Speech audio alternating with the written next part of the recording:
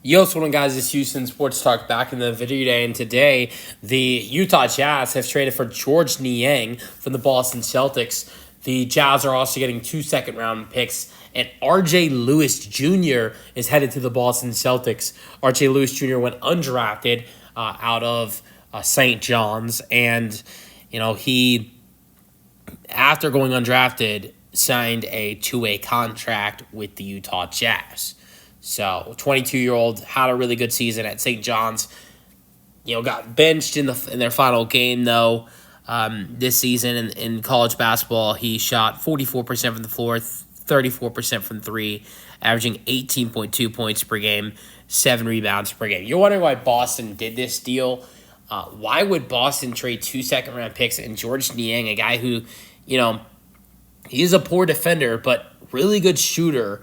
He is a good shooter to have, and was slotted in to be the new power forward for the Boston Celtics. With them trading away Porzingis and losing Al Horford and losing Luke Cornett and all this talent they've lost in the front court this offseason, George Niang was actually slotted to be that starting power forward for the Boston Celtics. And now he's getting traded. He's a great shooter. He's almost 40% in his career, 40.6% this year. Solid scorer. Was averaging 12 points per game with Atlanta this year. But I think Boston made this trade because 5 minutes after they traded George Niang for two-way contract player R.J. Lewis, they signed, I think, one of the best players you can find at the value they signed him at for a bench player. They signed Chris Boucher to a $3.3 million deal.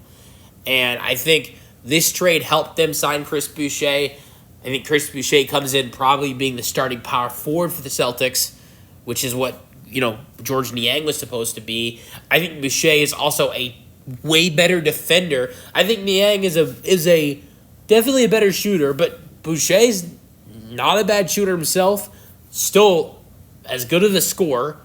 Better rebounder, even though Niang's a solid rebounder, and a better defender. I like Chris Boucher a lot more than I like George Niang, and I think on top of that, Boucher's a lot cheaper, signing this $3.3 million deal. Plus, you get R.J. Lewis, who's a guy who could turn into something, and it seems like next year the Boston could be in the luxury of giving a two-way contract guy like R.J. Lewis an opportunity.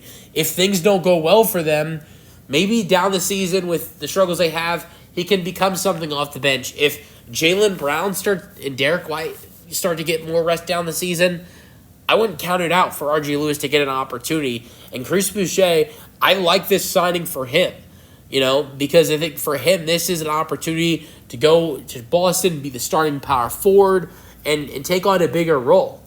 And so I think this is a great addition for him as well, but I am really excited to see, what happens with Boston this year. I think they're an interesting team because of all the changes. I think they're going to be a lot worse.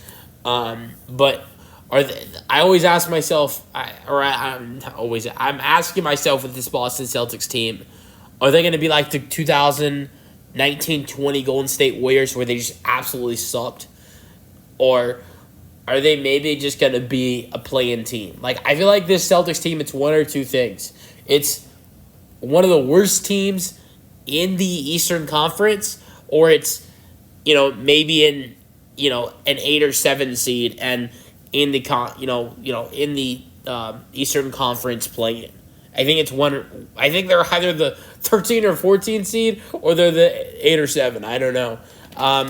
But you guys let me know your thoughts on the trade in the comment section, and peace out.